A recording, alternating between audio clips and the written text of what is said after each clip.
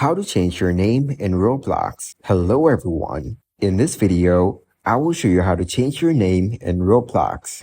Firstly, go to roblox.com on your web browser and ensure that you are logged in to your account. Once you are logged in, click on the settings icon located in the top right corner of the page.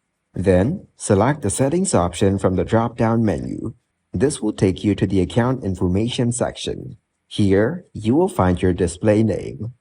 Click on the pen icon located next to it, and a text box will appear where you can enter your new display name. After entering the desired name, click on the Save button to update your display name. Please note that you can only change your display name once every 7 days. Once you have saved the new display name, reload the page, and your new name will be visible.